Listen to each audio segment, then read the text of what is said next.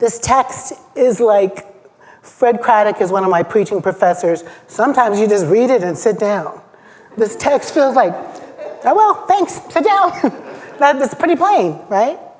Beautiful, beautiful prophecy written in what would be called Second Isaiah, probably in the time of a post-exile period of time, folks back home having been, sent off to Babylon, the best and the brightest, the smartest, the most artistic.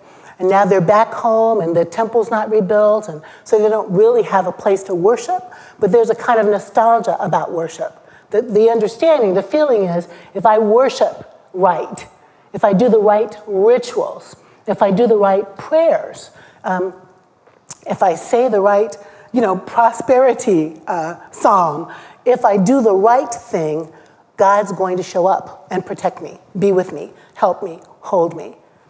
And the critique that Isaiah is offering, because prophets like to critique, is your worship is kind of shallow. You're separated away from what the intention was. That ritual was intended to remind you of God's presence. That communion, to take it to a Christian place, right, is meant to remind you of a sacrifice God would make on your behalf, right? That the tithes that you give, the part of your wheat that you bring to the altar, is meant to remind you of God's generosity. And now you're just going through the motions, and your motions aren't going to get you there. Without a temple, right, without a place to pray, Isaiah is saying, when you pray like this, when you feed the hungry, when you clothe the naked, when you invite the homeless into your house, when you care about your kin, even those people, when you care about your kin, when you take care of the other, this is the kind of fast, the kind of worship life that I desire from you. I desire a changed heart. It would maybe be simple to say that your transformation is how you be a people, not how you do the function of worship. When you do this, your light will shine like the dawn. You will be called, one translation, repairers of the breach, repairers of the broken places, restorers of the streets to live in. I have pictures in my head today of broken streets, do you? Of rubble, of broken lives, of broken hearts, broken systems. And I've been to Israel, Palestine 5 times. And when I go there, I see the backdrop of the story, right? You go to the Temple Mount, you go and you can feel the earth, you see the olive trees, I've been to Bethlehem, you go to the Red Sea, you just are like, the pictures, just like the ones we're seeing in the media right now, there's a whole nother set of pictures of God's people living in a land, living in a place, trying to be okay, trying to love on one another. And then there's this other kind of story at work. And the story at work has religious roots. The story at work has religious roots. So I'm going to take us on a quick journey that is not fully like every dot and tittle, because that'll take 6 hours, but just a little bit of a journey through the religiosity, through the stories that get us here, in my mind. There are stories that get us here. And it starts way back with Abraham. Nope, I'm going to take it back a little further. My friend John Kenny would say it starts in the garden. It starts with Adam and Eve. And it starts with what he would call broken theology or fallen theology. John Kenny says, how you gonna let a talking snake dismantle God's holy intent for the world? Are you feeling me? We know it's a myth, but our whole theological construct is built on the snake saying God doesn't really want you to eat this fruit, and Eve forcing Adam against his will to eat it, and Adam eating it, and suddenly they're cast out of paradise, cast out of belonging, cast out of wholeness and wellness. So I'm going to take it there for just a minute. Talking snakes, snakeology is maybe the beginning of the end. Then we get to Abram, patriarch. God speaks, I'm going to make you the father of nation. Let's do this. Get your stuff, get your cows, get your people, let's go. Go to the other land, and I'm going to make you, multiply you in that land. And so Abram has Sarai, they're Abram and Sarai at that point, and they're married, and Abram kind of believes God, but not fully. So Abram starts putting stuff in his own hands.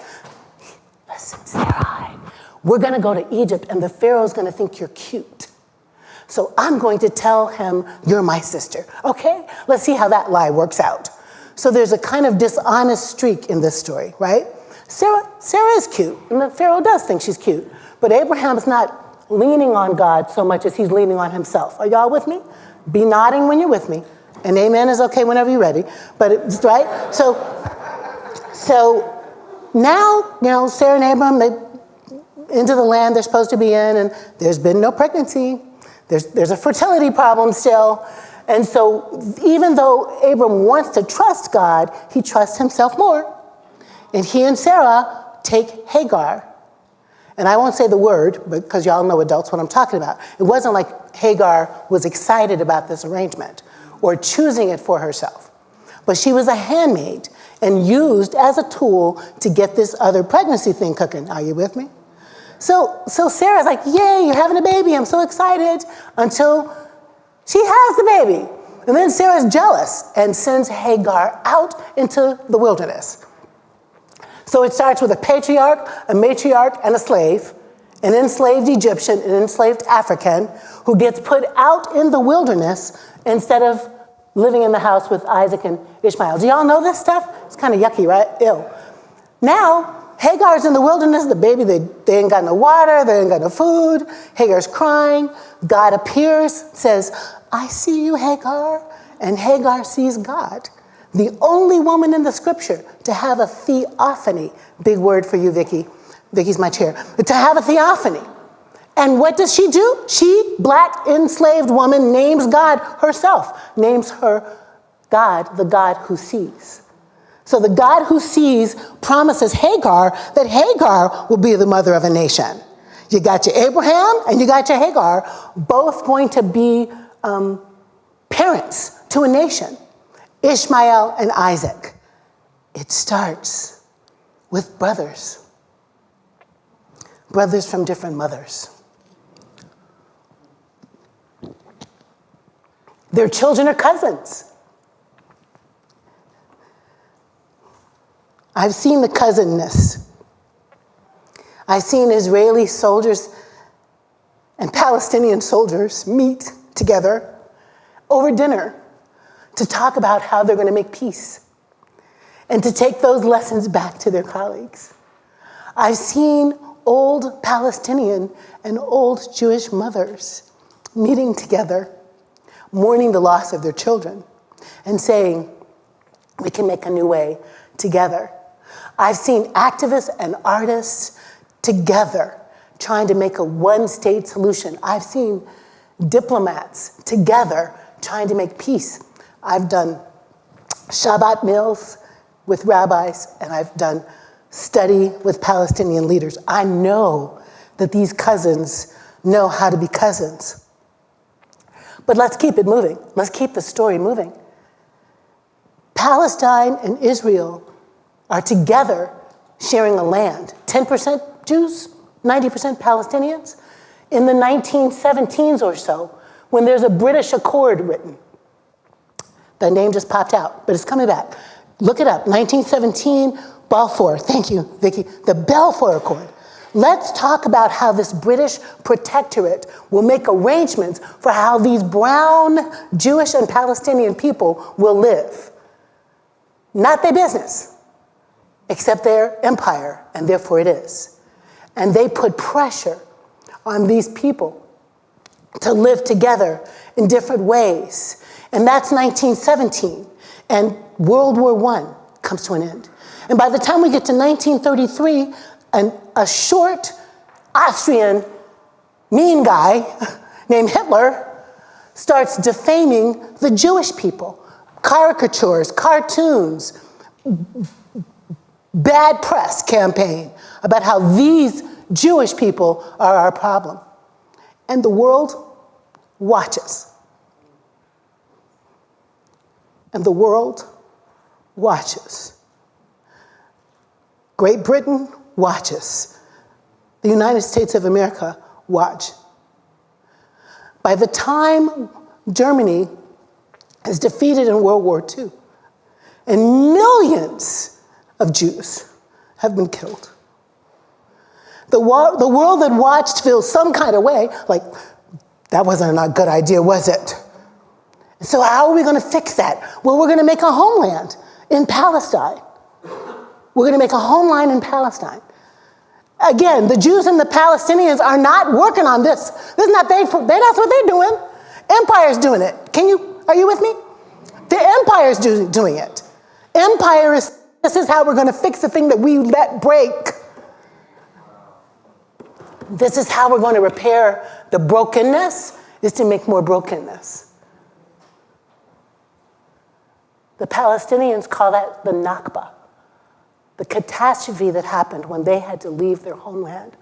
So the unbelievably oppressed Jewish people could have a homeland. I've been in Israel and Palestine for conversations about two states. I've been in Israel and Palestine where all kinds of people want to coexist and be together, and empire just keeps striking back. How many ways can we not honor people's autonomy? How many ways can we insist on our way? How many ways can we oppress a people who are already oppressed? Are you with me? That's just one strand of the junk. Let's come to our side now.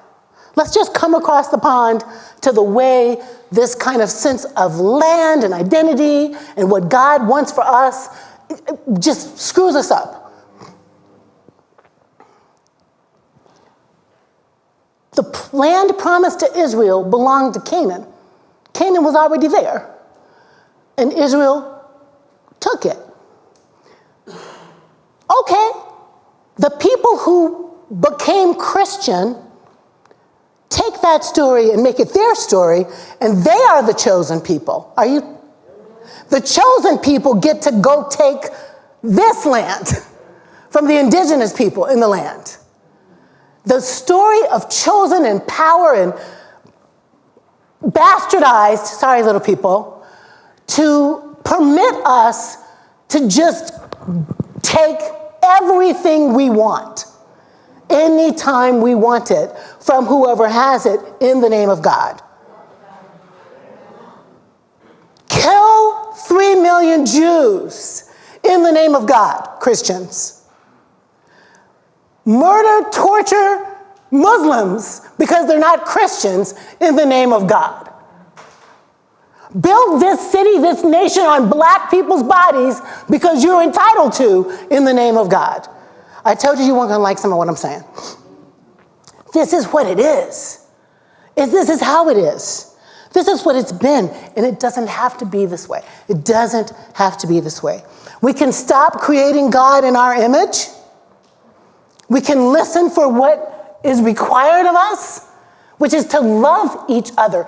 Every one of the world's major religions says love one another.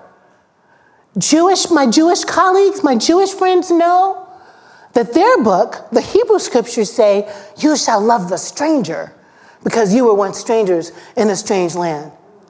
By the time we get to Christian and the Jewish rabbi, Jesus, is saying what Leviticus and Deuteronomy say. Love your neighbor as yourself. Love God with all you have.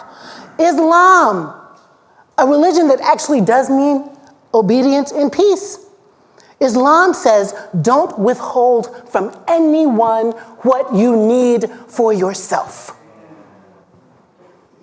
That's what it says in the Quran. And the Sikh religion, S-I-K-H religion, says, don't do anything to break anyone's heart.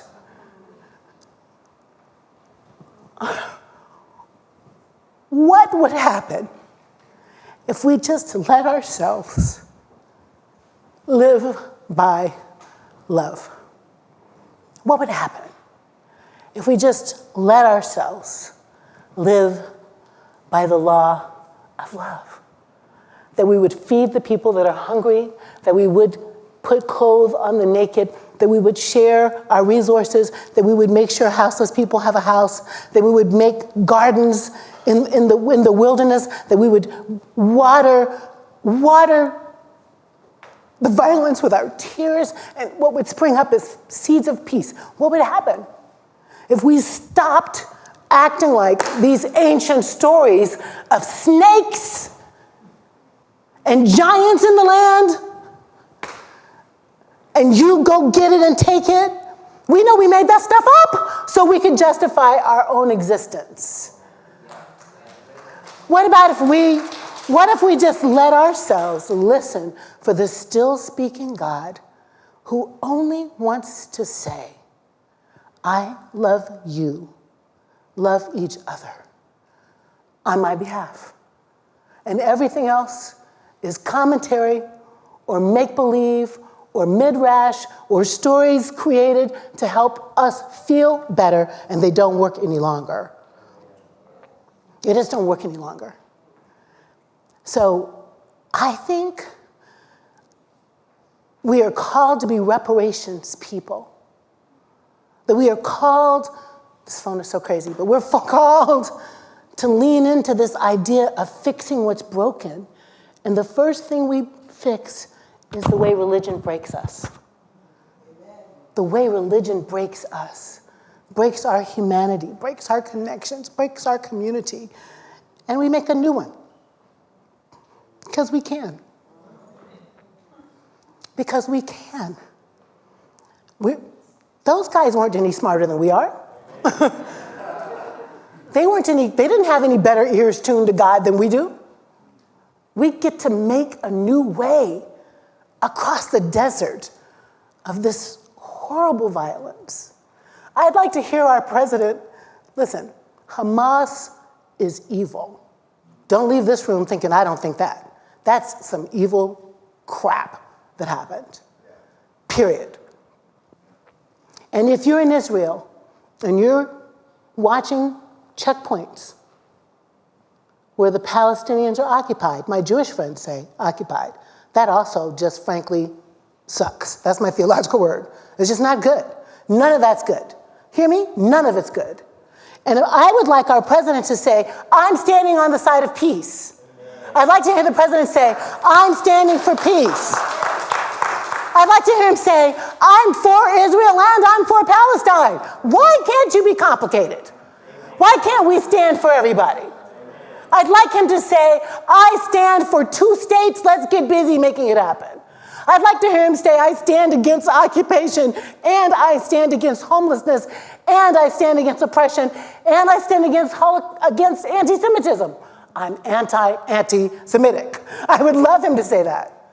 I would love him to own his power to call the nations into peacemaking instead of fearing all of the people who'll be offended if he says, I can love 2 people at the same time.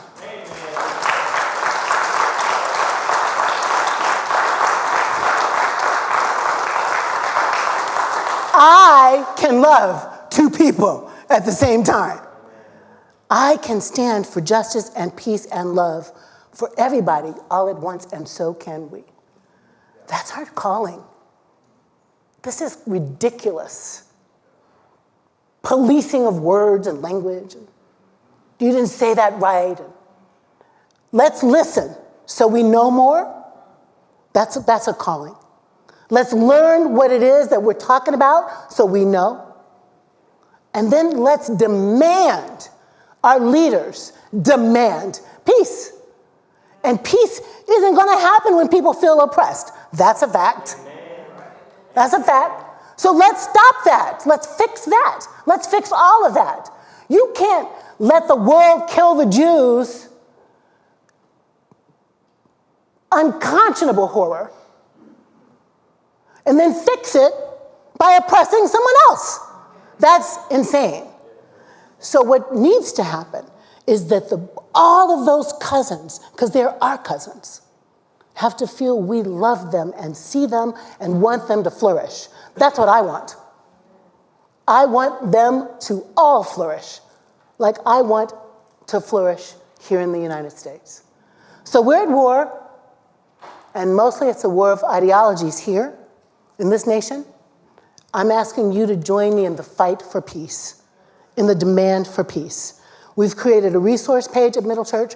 I want you to listen, read, learn, and demand peace. Demand love, demand peace. Say it with me, demand love, demand peace. Demand love, demand peace. My Palestinian friends are not in Hamas. That's not what they're trying to do. And my Jewish friends are not named Bibi.